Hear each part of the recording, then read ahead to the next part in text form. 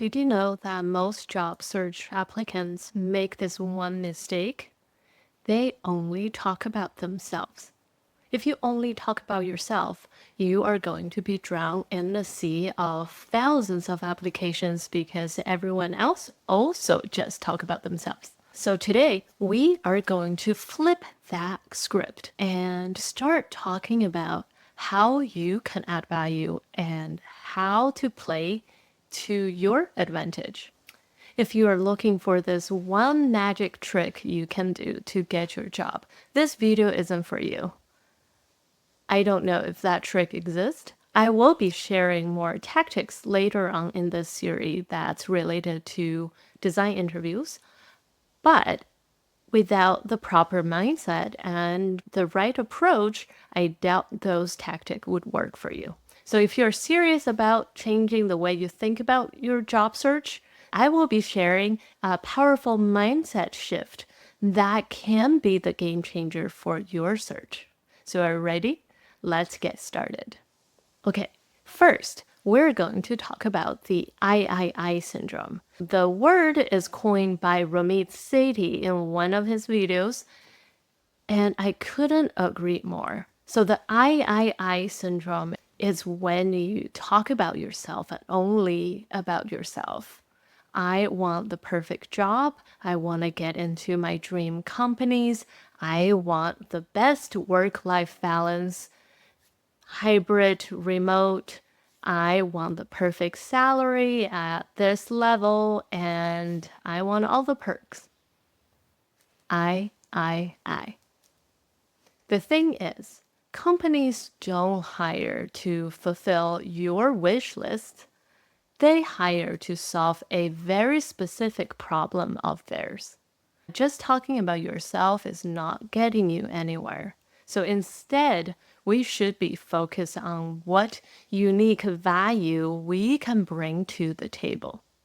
To find out what is your unique and fair advantage, we need to think about career capital. So, career capital is a concept that's introduced by Newport in his book, So Good They Can Ignore You. This is a life-changing book for me, fundamentally changed how I approach my career. So if you are really serious about your career, I highly recommend to give this book a read. Going back to the topic. So career capital is this combination of your unique skill set, education, experience, and talent. Together, they form this rare and valuable skills that company would pay for. So everything you did until today is what makes you uniquely you and is very hard for anyone else in the world to replace. Knowing that what is your career capital and what makes you rare and valuable is the first step in job searching. So how do we find that out? Let me give you an example of how your unique career capital can make you the perfect candidate for a job. So I want to talk about my friend Wendy. Wendy and I used to work together at Amplitude. So she not only is a great product designer, but before she moved into the field of product design, she was a successful customer success manager for many years. So when you think about her current role, she is leading design at Pylon, the next generation customer success platform. And you know she has an edge. She has an edge over other applicants. That is her unique understanding and experience and empathy in the field of customer success. That makes her unique and valuable. So, what is your career capital? You can think about many things, and here's some categories that you can start thinking about. You can think about your education, your past work experience, non-work experience, side projects, and just your overall design skills. So all of these things you can analyze and figuring out what is the thing that makes you having an edge over others. So I really invite you to pause this video right now and list out at least 3 things that make you different. So did you pause the video? Did you list out your 3 unique advantage? I'd love to hear about it in the comment below if you are willing to share. So once you know your unfair advantage, it's time to apply that knowledge into your job search. Start talking about your story in all of the things that you need: your resume, your online portfolio, and also tell the story every chance you got in your screening calls, your hiring manager screening, in your portfolio presentation, and start to talk about what value you can bring to the table and solve the company's unique and valuable skills. We're going to talk about how you can do better problem finding in the next video, but now update all of the things you can to highlight what makes you valuable. And the second thing you need to do is to narrow down your search and start thinking about what are your ideal companies that can use the unique and valuable skills you bring to the table. For example, if you had experience in fintechs, you understand the regulations around PII and compliance, that is going to make it a lot easier for you to get another job in fintech versus another completely different vertical. And there's also less obvious aspect you can consider in terms of thinking about your target companies.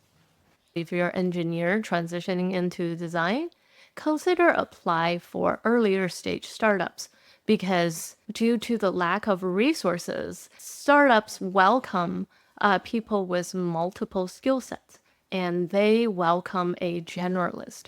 So I'm sure you can find startup that will appreciate a capable product designer who can also ship code. Consider doing a skill map of yourself. How good are you with visual design, interaction design, motion design, branding, and marketing? Or you're great at using no-code tools like Webflow. So these are your advantages, and look for companies that values these skills. If you're high in visual design, look for companies that's high in their polishness levels. For example, Airbnb, Facebook, and Google. If most of your expertise is in branding and web design, and you want to break into product design, maybe look for jobs and roles on the growth team, especially on the acquisition teams, because you have a huge overlap with branding and marketing as a acquisition designer. So these are all things to consider when you are coming up with your list of ideal companies. And then you can focus your job searching into mostly these companies.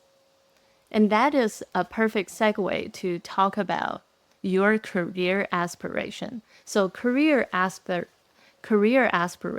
are great. They're fantastic. We all have a dream company, a dream job we want to get. Sometimes it's good to apply for things that we feel outside our comfort zone. Everybody should do it. I do it, and you should do it too. But those things are a little bit harder. You have a harder time to go for that stretch. And what I really want to talk about is these dream jobs and dream companies that's just a little bit further than a stretch. So if there's a bigger gap, it's very unlikely that you will receive an offer or even start getting picked to go through the job searching process. That is because fit is everything in job searching, especially for a company. From a company's perspective, hiring is costly, but hiring the wrong person is detrimental. So companies would rather err on saying no to perfectly qualified candidates to avoid hiring a bad hire. Think about that. If you can't adequately showcase that you are capable, you will not even get an interview. And a lot of designers, especially junior designers, will come to me in mentoring sessions and ask, so how can I improve how I present my portfolio or my resume to get the interviews in my dream company? And it breaks my heart to say that if you're stuck at the stage of even getting interviews, getting past the initial screening, that means there might be a gap between your expectations and the company's expectations. So think about your dream job as a series of stepping stones. A lot of times your dream is not a one step thing. And I get it. We all want to get that perfect job right now and right away. But that makes life kind of boring, isn't it? So think about your dream job as the North Star. What is one attainable step you can take today that gets you closer to your North Star? So if you think about your career this way, you realize every job you take from now to your dream job, they are not a waste. Each job will give you unique experiences, projects for your portfolio, and skills and stories to talk about. Every job, not only you're bringing value to the company, it also bringing value to yourself. You are stacking your skills, your experience, you're getting insights, and every job will help you just get a little bit closer to your goal. So it's not this black and white and either I get in or not situation. It's how you can position yourself to have more career capital so that one day you can get into your dream company. So let's recap and putting everything into action. First step is you really want to have a retrospective look over your experience and come up with what is your unfair advantage and what is your career capital. List out at least 3 advantages you have that can help you in your job search. Second, translate these career capitals into your ideal company profiles. And those should be your target companies that you look for in your job searching. And 3, manage your expectations and make sure that your career capital can set you apart. The next step is to do deep research and find the job roles and openings and teams that has the issue you can solve. So we'll be talking about how to go beyond just the surface level job requirement and find the true soft requirements that's not written in the description. I hope I will see you in the next episode.